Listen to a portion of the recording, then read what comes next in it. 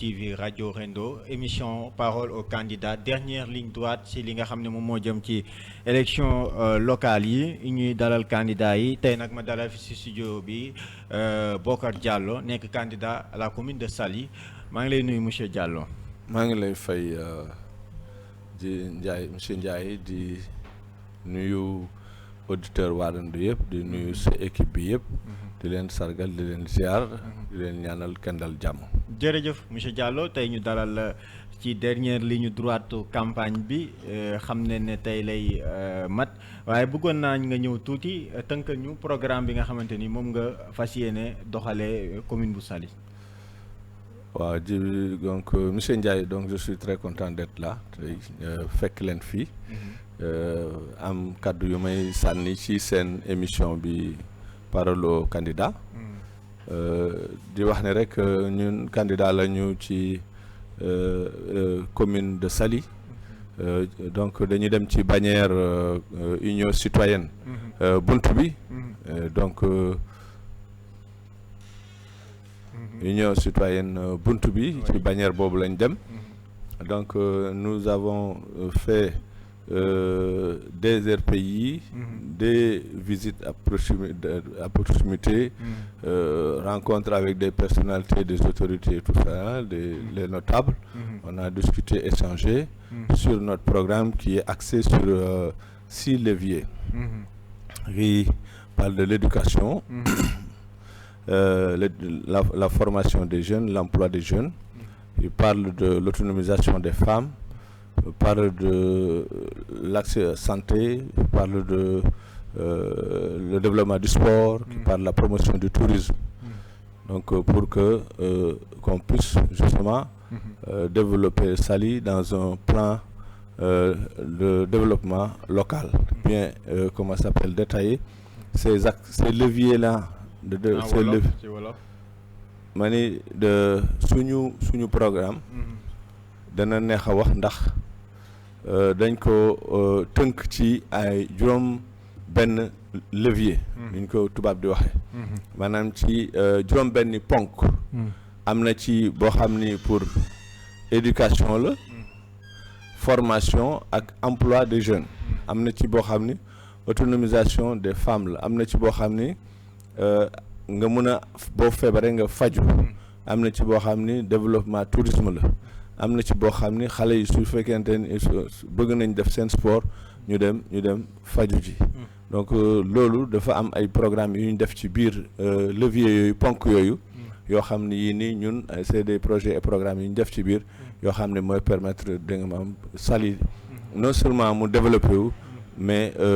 askanu Saly gis seen bopp ci suñu magistrature. jërëjëf alors ku wax Saly di nga wax ne dëkk boo xamante ni la màgg na ci côté tourisme gis neen fa am na ay hôtels yu fa nekk waaye ci secteur tourisme boobu ndax am nga loo xamante ni bàyyi nga ko xel ngir ci biir commune Saly. waaw loolu dana neex wax parce que man maa nekkoon président commission tourisme parce que conseil municipal la maa yoroon commission tourisme.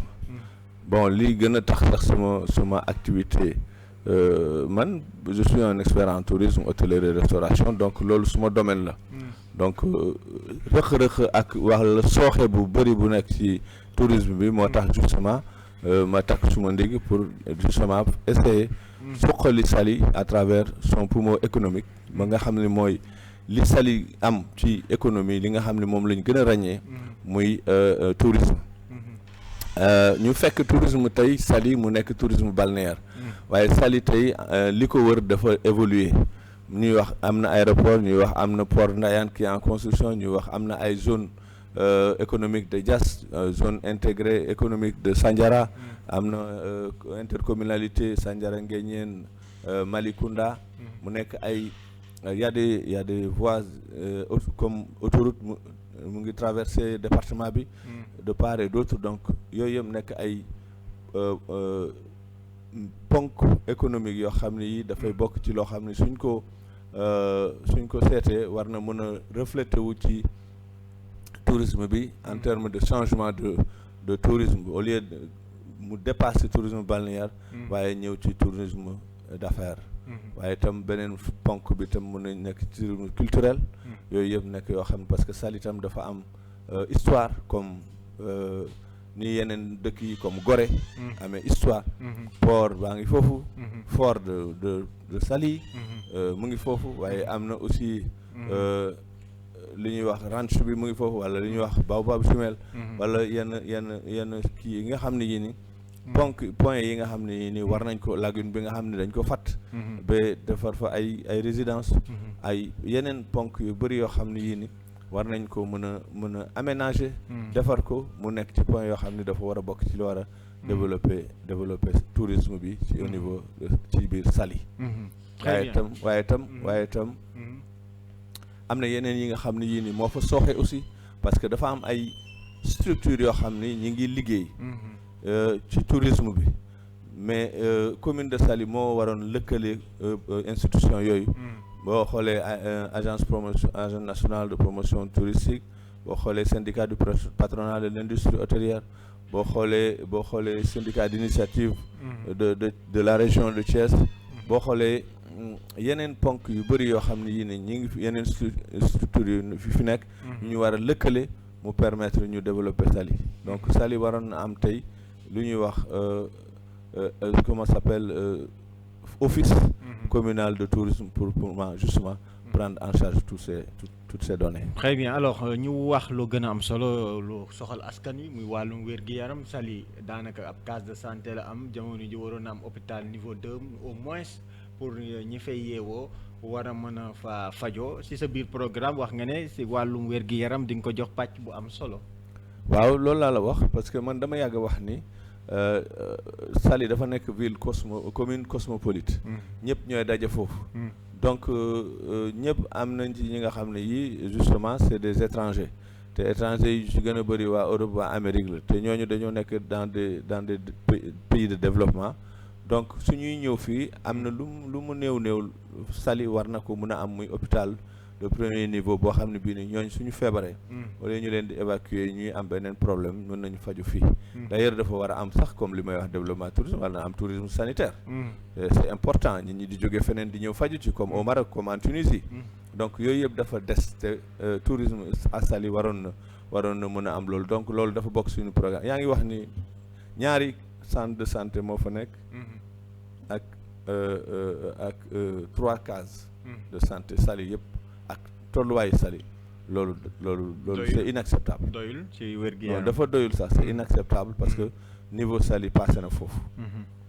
alors loolu tamit ci wàllum wér-gi-yaram gi la waaye xam nga ne tamit jamono ji ndaw ñi nga xamante ni ñoom ñoo nekk ci dëkk bi soxla nañu ku leen jàppale ci wàllum liggéey ak ci seen wàllum activité sportive yi defe naa am na tamit loo leen bàyyil xel ñooñee. waaw xam nga ci suma programme wax naa la au début éducation formation emploi des jeunes donc loolu dañ ci bàyyi xel donc ci structures yi ma la cité léegi tout à l'heure aéroport port Ndayane les zones intégrées économiques yoo xam ne yii nii les jeunes peuvent aussi s'organiser en créant des projets et être financés pour pouvoir justement travailler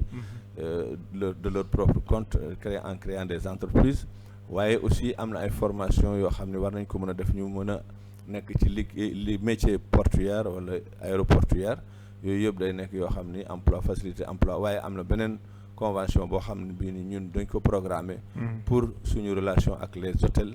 et résidences qui sont à Saly pour pouvoir justement prendre en compte ces hôtels là par rapport aux jeunes donc il y a la SAPCO aussi qui est là on va travailler avec la SAPCO en créant des conventions en nous permettant justement de former les jeunes mais aussi de les insérer dans les hôtels. Alors dernière question avant may dugg ci sa mais vous avez parlé de sport aussi il faudra que je développe aujourd'hui c'est vraiment dommage que il y a pas de stade mais même les terrains qui sont à Saly qui ont été homologués par la CAF ne sont pas viabilisés donc ce qui fait un grand déficit. Il n'y a pas tout ça. Il n'y a pas de piscine olympique. Il n'y a rien du tout. Il n'y a pas de piscine. Il y a rien qui peut justement permettre aux jeunes de s'épanouir. Et c'est dommage. alors balaa maa ñëw ci li nga xamante ni moom mooy sa parti di Union Citoyenne Buntu bi ak ci sa personne kan mooy Bocar Diallo ba nit ñi mën la bàyyi xel bu baax a baax ci commune bu Saly dernière question ci ko programme bi ci wàllum napp gi ndaxte da nga wax pàcc bu am solo nga ne mën nañ leen créer ay mutuelles yoo xamante ni ñoom nappkat yi dinañ mën a am financement te duñ ci mën a fay goo xamante ni da leen di indil coono ëllëg. waaw waaw. waaw da nga wax ne da nga wax léegi affaire pêche. La pêche effectivement nit ñi xamuñu ko mais y a beaucoup de comment ça s'appelle mareyeurs au niveau de Saly, il y a beaucoup de pêcheurs, plus de 300 pirogues ñooy dem géej au niveau de Saly. Et donc dañ leen war a jël en charge organiser leen. ñu am ay financement ñu am ay accompagnement yoo xam ne day permettre pêche bi développer. waaw mais aussi dañ leen war a jàppale balaa les hôtels et les restaurants qui sont à Saly di dem di jënd ji feneen approvisionnement en termes de poisson ñu mën a am aussi accès ci seen produit yooyu comme ça mu nekk facilité mu nekk économie boo xam ne bi ni c'est interne et ça nous permet de développer dans ce sens-là. Alors le candidat Bocar Diallo Union Citoyenne Buntu bi parti boobu naka la juddoo. waaw man je suis dama lay wax ni man APR laa de suuf donc ci biir APR ba tey yaa ngi APR. waaw ba suba. ba suba. waaw. Inchallah. Parce que il faut qu'on comprenne une chose. que ma expliquer nit ñi. benn affaire. mooy nii man bi ma bëggee liggéeyal APR te je m'excuse de le dire mais xëccoo yi ak xiro yi bëri te man ma bëggoon liggéeyal APR bëggoon liggéeyal président de la République parce que programme am dafa leer surtout sur le plan social dama créer benn mouvement bu ñuy wax mag ak suma benn mbokk créer benn mouvement bu ñuy wax RAMP, rencontre des acteurs et mouvement pour l'émergence. On a pu former nañ ay jeunes wutal nañ leen am na ci ñu wutal liggéey am na ay jeunes yu ñu may ay bourses ñu dem jàngi waaye femmes itam jigéen ñi am na ñu former wutal leen ay financement ñi ngi liggéey ba léegi ñoo mënal seen bopp ñooy demal seen bopp loolu def nañ ko te action yi ñu mënoon ci jumaa yi ci jàkka yi def nañ ko ñu ngi ci sant yàlla bu baax loolu dafa nekk loo xam ne li ni loolu la ñu sàlloo donc loolu moo taxoon ma créé mouvement RAMP te on a beaucoup fait par 1600 femmes maanaam junni ak juróom benn téeméeri jigéen bénéficié nañ ci junni ak ñaari téeméer jeunes am nañ formation yoo xam ni 3FPT moo ko def parce que yooyu institution yu fi président teg la pour ndaw yi la war nañ ci mën a profiter def na te am na dans le logiciel de ANPEJ loolu tam institution la plus de 400 jeunes yoo xam ne ñu ngi foofu programmé planifié ils nous ont amené ici ñoom indil nañ ñu fii d'ailleurs ay séminaire dafa ñu fi ay formation de jeunes en entrepreneuriat ba pare financer leen en termes de projet donc loolu nekk loo xam ne lii nii lu ma soxal la au niveau social donc ci loolu ma la créé woon RAMP ci laa dox ba egg si fi ma egg si fii donc am benn niveau boo xam ne bii nii egg naa ko ci Saly pour jàppale ci li ma jàppale askan wi xale yi mag ñi ak ndaw yi ñu dem ba ca pandaw la ñu war a dem élection ma xam ne man APR la de source te suñu président moo nekk au pouvoir APR moo jiite même Benno Bokk Yaakaar donc su ma mënee wax noonu ñu gis ni dañu jox récépissé bi keneen maanaam le maire sortant bi ñu ko joxee moom lañu investir le maire moom lañu investir la ñu investir Benno Bokk Yaakaar moom la investir ma gis ni man de tout le temps mosuñoo ànd ci dara waaw benn yoon la ñu àndoon la ma fa gis naa ko du ma jorul ma di ko wax kenn moom man la concerné donc man maay décider man maay juger loolu waaw bon donc j'ai apprécié la décision de Benno Bokk Yaakaar en l'occurrence notre président du lu ma kii waaye koo mënta àndal depuis toujours du benn élection mooy tax ngeen ànd ngeen réaliser dara bu ma ànd ak moom du ma liggéey dem toog di def fainéant wala def leneen te loolu sàlloowuma ko uma ànd ak moom. nu ngi doon ànd ak moom doxalinam bi. moo la neexul woon ci commune bi wala dala moo taxoon. taxawaay bi. ni APR la bokk te mosuñu daje réunion APR mosuñu toog waxtaan ci APR. ni Benno Bokk Yaakaar la bokk. mosuñoo toog waxtaan ci mbiru APR Benno Bokk Yaakaar wala doxalinu Benno Bokk Yaakaar. mosul am. mouvance présidentielle la ñu bokk. mosuñu woote réunion ni mouvance présidentielle mu ngi réunion. tey jii nii donc loolu yëpp amul donc tous ces trucs là. yooyu yëpp ñu dajale ko booleeg yeneen yoo nga xam ni c'est des considérations personnelles. ma ni léegi nag man damay dem aussi seeti damay wëri yàlla moo yor yëpp naa dem seeti won président ni man yàgg naa ko liggéeyal te bëgg naa ko aussi mu xam ni man maa ngi ko doon liggéeyal parce que peut-être que amul information yëpp mais boo sortir de ces élections là danañ xam ndax liggéey naa wala liggéeyuma man xam naa ne liggéey naa te su fekkee nit ñi fay nañ ma dellu si nañu comprendre nañu message li ma doon jàllet comprendre nañu sama taxawaay ci ñoom dañ xam ni man joxuñu ma ndomb tànk aw ma décret te su ma doole ak su ma ñax laay demee ak su ma xol ci ñoom kon xam nañ ni suñ ma joxee comment ça s'appelle commune bi danaa egg ak moom fi ñu bëgg fañ ko bëgg ñu yóbbu ko fu mu war a egg dinañ fa egg te loolu mooy li am importance looloo tax ma jël union citoyenne buntu bi mais union citoyenne buntu bi moom le président jëloon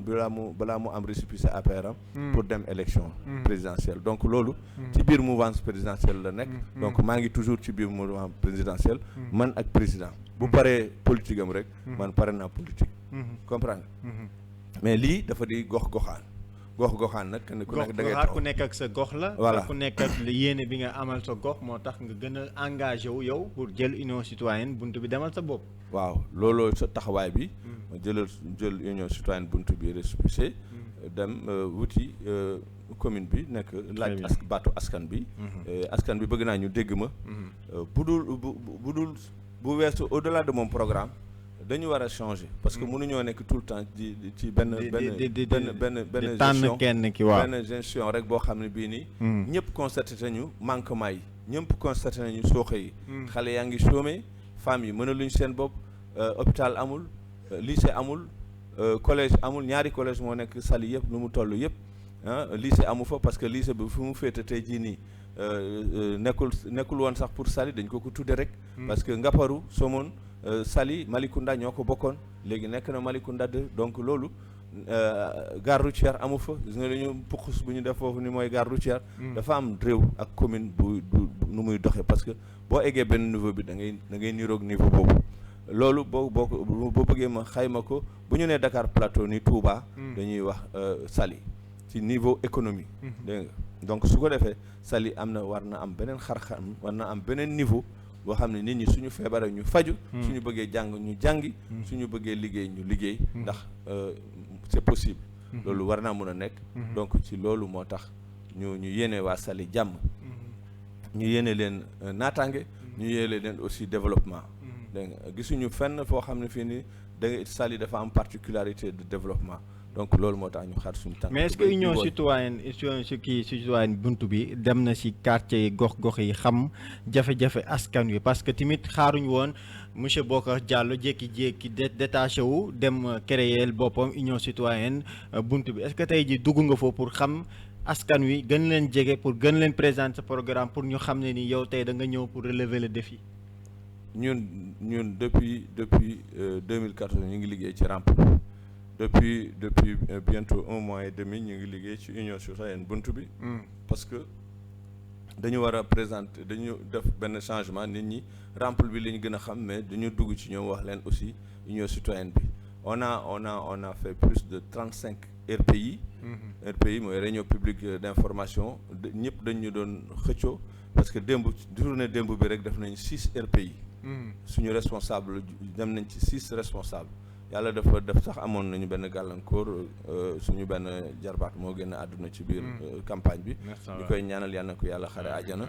mais def nañ démb rien que démb journée démb rek pour clôturer juróom benn RPI réunion publique d'information donc ay mini meeting tey la ñuy def suñu meeting de clôture fële ci terrain Saly dem dikk bi Dakar dem dikk fi muy taxaw noonu ci quincaillerie Sayer Fall fa lañ koy defee nii léegi donc loolu moom leer na ci suñu bopp dugg nañ ci kilifa yi dugg nañ ci délégué de quartier yi dugg nañ ci imam yi dugg nañ ci notable de quartier yi dugg nañ ci famille yi expliqué na leen suñu programme waaye li ñu leen gën a wax ni du ñu wax kenn lu bon du ñu def kenn lu ñaaw waaye dañ leen di wax ni dañoo soxla changement parce que changement bi mooy indi développement bu ñu toogee toujours ci benn béréb ay vision day manqué parce que Saly bu amoon ñi fi nekk bu doon amoon nañ vision Saly dana romb fii booy dugg Saly benn tali bu ndaw la léeg-léeg sax nit ñi laalante oto yi laalante tellement tali bi lu mu ndawee gare routière ñu ngi noonu def benn espace ci 30 mètres bi benn gare routière defar foofu benn toilette boo xam ni Saly yelloowul loolu Saly dafa yelloo lu passé loolu tourisme bi mu ngi sooxe wow koŋ parce que amul benn vision y a pas de foire y a pas de Saly daal dafa war a màgg en quelque sorte te màggul dafa am ay blocage Saly dafa màgg nag ëpp doole conseil rural nekk commune mais commune boo xam ne bii dafa am doole boobu nag dafa war a ànd ak ay infrastructure yoo xam ne mooy yemook gradam mais infrastructure yooyu moo manqué moo sooxe plan de développement local boo xam ne bii ci la ñu war a sukkandiku pour mu développer pour état mën ñoo jàppale waaye investisseurs yi itam ñëw mën a gis suñu programme mën ñu ci jàppale loolu moo manqué vision bi moo manqué te vision boobu ñun am nañ ko xam nañ fi ñuy jaar xam nañ ñuy waxtaane xam nañ convention yi ñu war a signé xam nañ bunt bi ñu war a jaar donc loolu moo tax sax ñu jël union citoyenne bunt bi pour que dégg nga maam ñu mën a ubbil waa union citoyenne bi ma jiitee liste bi ñu dugg mairie bi liggéeyal askan wi muy njëriñu bépp ku yeewoo Saly. wax nga sa biir kàddu aussi ak ci programme bi nga ne di nga régler lu gën a complexe problème bu gën a complexe mooy problème litige foncière yu nekk ci diwaanu Saly te suuf si ñuy jël di ko attribuer ñeneen ay multinationales wala ñeneen loolu mu nekk une question très complexe est-ce que tey jii di nga ko defar régler ko ba askan wi mën see gis seen bopp moomaat sañuy suuf. bien sûr loolu ñun dañ ko xam nga aussi. kenn mënu fi def urbanisation te xooluloo service cadastre cadastre mooy yor plan yëpp ñoom ak impôt et domaine ak service de l'urbanisme régional ñoom danañ liggéey ak ñoom ñooy tracé waatal génneel nañu plan yi nga xam ne parce que Saly am na plan mais doo gis benn espace donc plan yooyu danañ ko génnee danañ ko mettre à jour danañ ko appliquer dégg nga maam pour que waa Saly gis seen bopp contentieux foncier yi fi nekk danañ ko régler parce que aussi du ñu mën a continuer rek nit ñi juróom benn nit di xeexandoo benn terrain il faut que ñu vider contentieux yooyu bu fekkente ni aussi infrastructure yi ñu bëgg a def en place jar nañu waxtaan ak ñi dëkk ba pare am ay place ñu waxtaan ak ñoom dédommager leen ñu def infrastructure yoo xam ni pour askan wi na ko njëriñoo parce que mënuñ fi nekk nag askan bi war a liggéey war a liggéey askan bi war a liggéey war a faju war a jàng ba pare amul fu mu ko defee xale yi sax war a stade amuñu stade bu fekkee dañu bëgg def football dañuy dem jàmbaar te buñ demee jàmbaar dañuy fay te jàmbaar dañu ko wax ni comment ça s'appelle SAPCO moo leen jox terrain bi ba sax ñoom duñu fay taxe wala impôt ci commune bi donc loolu yëpp day jeex parce que fii ku fi am chiffre d'affaires rek da nga war a fay taxe impôt donc loolu lu am solo la waaw mouvement union citoyenne bunt bi tamit xam naa ne campagne bi yaa ngi doon def ay proximité di dugg ci kër yi di dugg ci gox yi nga xamante ni ci biir Saly la bokk bari na ci yoo xamante ni assainissement ba des na de ak réseau yi nga xamante ni électrification beeg ndox mi est-ce que bàyyi nga ci xel bu baax ndaxte loolu tamit bokk na ci li gën a dimbale askan wi ci seen i jafe-jafe. ma ne monsieur Ndiaye li nga wax noonu dafa nekk problème récurrent parce que man bi ñu doon bàkku fii di wax ni am nañ ay tëli am nañ ay pavage dama ni oui y a des tëli yaa ngi fi mais est-ce que bi ñuy defar tëli yi xool nañu assainissement looloo gën a am solo sax mais dañ ma tontu ñu ni ma assainissement bi 17 milliards moo tax 17 milliards mooy lan pour Saly 17 milliards du dara pour Saly am na fu ñu koy jaarale te ko am financement bi def assainissement moo ëpp importance parce que aussi dans l'assainissement dafa nekk moo xam ne mooy soupape santé nit yi soupape santé nit yi la su fekkee setul eaux usées yi fu nekk lay pulluler est-ce que population bi dana wér kon amul prix donc su dee 80 milliards aussi war nañ ko ci def mu nekk santé hygiène pour Saly loolu dañ ko war a def donc loolu ñu ciy taxaw bu baax a baax ñu ciy liggéey bu baax a baax loolu électrification am nañu fi président bi indi ay lampadaires ak yooyu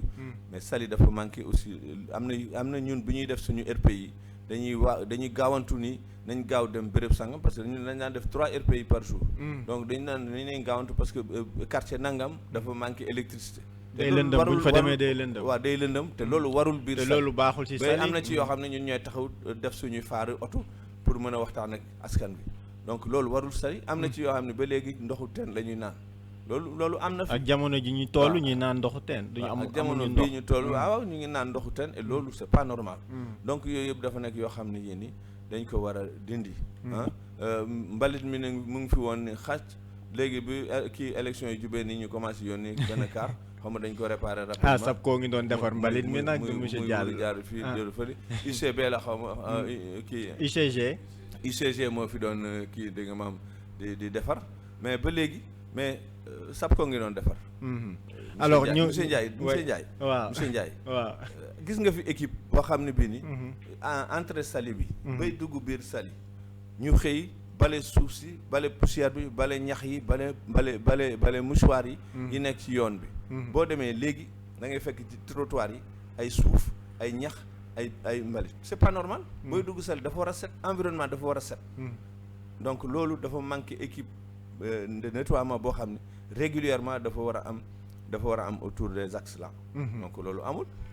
alors ñu wax si juróomi simili yi ñu dese daanaka avant ñuy ñëw si tàggo bi muy lu am solo ci commune muy vote du budget bi est-ce que yaa ngi ko doon saytu am na si ñu bari ñuy ŋàññ budget Saly bi nu ñu koy doxalin bi jaarul yoon. non budget Saly bu fekkee yàlla rek moo tax ñuy wax. budget Saly dafa xaw a jëng rek lañ ci mën a wax. parce que mënuloo defar budget sans se baser sur la nomenclature officielle. dafa am nomenclature budgétaire. mais boo privilégié ci sa cotation ci sa. li nga war a moom yow nga yokk ko. bàyyi askan wi ñoom ñi parce que budget ñaari grande ligne la. Première grande ligne mooy budget de fonctionnement. Deuxième grande ligne budget d'investissement. Mais su fekkente ni da nga am budget 100 millions nga jël 80 millions yi nii lii pour fonctionnement la jël 20 millions investissement je crois que da nga yàgg doo def investissement. lu ñuy def personnel moo ëpp que lu ñuy investir. voilà budget bu eggee 3 milliards 600 millions wala dem ba 4 milliards ñu ni 3 milliards 500 yi quasiment presque c'est pour fonctionnement la li ci des moom mooy investissement fan ngay investir alors que c'est des coûts de milliards les investissements les infrastructures yi nga xam ne moom la Saly soxla. c'est à coup de milliards. Donc loolu nit ki dañ ci war a xool ëllëg naka lañ koy war a defee loolu moom jeng boobu laay vraiment déplorer ci ni ñuy defaree budget Saly bi. mais yow mi tey boo jotoon budget bi di nga xam fan nga koy dugal ak. bien sûr ba du jeng ci sa côté. voilà du jeng suma côté bien sûr que loolu moom mooy tax a jóg bien sûr que suma préparation budget suma budget dana axer plus sur les investissements que sur le fonctionnement. Je dis pas qu'on n'a pas besoin de fonctionnement kay soxla nañu pour fonctionner pour li ñu bëgg a liggéeyal askan bi ñu mën ko def parce que aussi boo demuñu mairie bi pour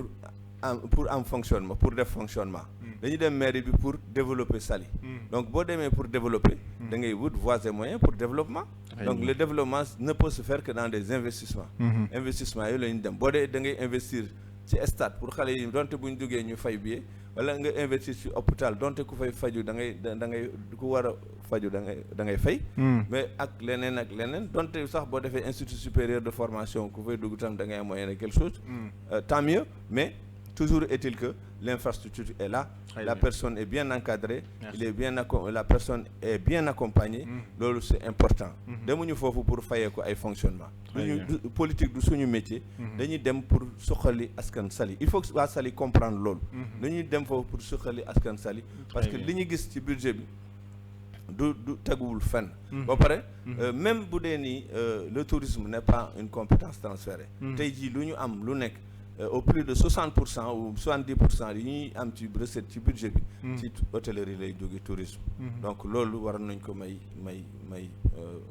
ligne de crédit buñ ko mayee ligne crédit appelé ko tourisme dañoo nañ ko may ligne de crédit woowee ko neneen ba buñ ko génnee ñu def ko ci tourisme mu développé très bien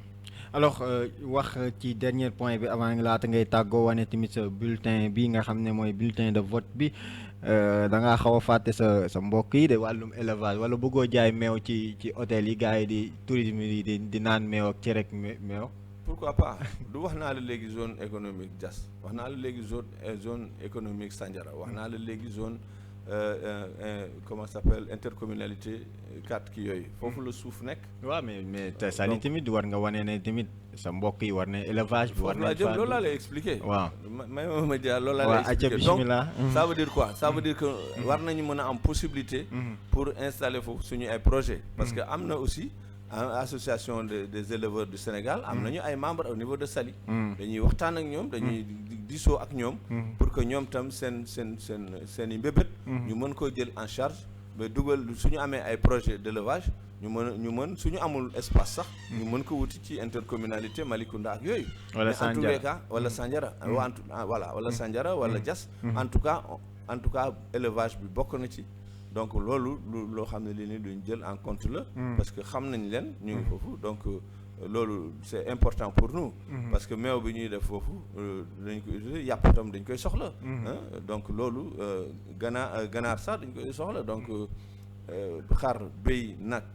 yëpp élevage yi nga xam ne yow nekk ci élevage yëpp dañ koy soxla donc il faut ñu am ay projets dans ce sens-là et puis ça c'est prévu. Très bien alors bulletin baa ngi nii donc mooy bu bleu bi union citoyenne bunt bi donc am liste proportionnelle am liste majoritaire donc émission bi jeex na monsieur Diallo maa ngi lay gërëm. jërëjëf monsieur Diaye kontaan naa vraiment. sa question yi jaar na yoon. macha allah normal. ñu ngi gërëm borom ou le président directeur général borom kër gi. waaw wax commandant DAF. man dama koy wax grand Omar Daf mais gars yëpp ni ñu ko gën a xamee commandant Daf mais muy grand bu baax di nuyu suma jarbaat mënuma fi ñëw te nuyu ma suma jarbaat sargal ko muy nenne Ganchiri Daf donc vraiment maa ngi koy ziar di ko ndokkeel di ko ñaanal jàmm mu ngi ci liste départementale Mbour Benno Bokk Yaakaar yàlla na ko yàlla may ndam moo ko Saliou Samb aussi parce que Saliou suma xarit la suma doomu ndey la yàlla na ko yàlla may ndam donc yéen itam yàlla ay ndaw ngeen yàlla na yàlla def mag amiin succès bi ngeen xaar ci li ngeen di liggéey seen métier bi yàlla na barkeel donc ñuy ñaanal waa Mbour yëpp département Mbour yëpp waaye di wax waa Saly ni ñun dañ leen wax ñu carte bii mooy carte changement bii mooy carte naataange mooy carte wërsëg mooy carte ubbite bii mooy carte jàmm bi na ñëpp xëy dem voté ji ñu voté ci jàmm nit lu mu mën a am ci àddina jàmm ko gën lu muy wut ci àddina na ko wut ci jàmm parce que lépp ci jàmm la xaj man dama bëgg nit ñi lépp lu ñuy wut war na ci mën a ñàkk boole xuloo wala xeex wala leneen lépp nañ nekk ci jàmm tegu ci yoon ngeen jël bulletin bi dugal ci enveloppe bi ngeen bañ ko coller ngeen seet urne communal bi maire bi ngeen dugal ci biir waaw ñuy woote départemental aussi ñun demuñu départemental mais ñu dugal ci départemental bi aussi pour waa département bi waaye commune bi bii la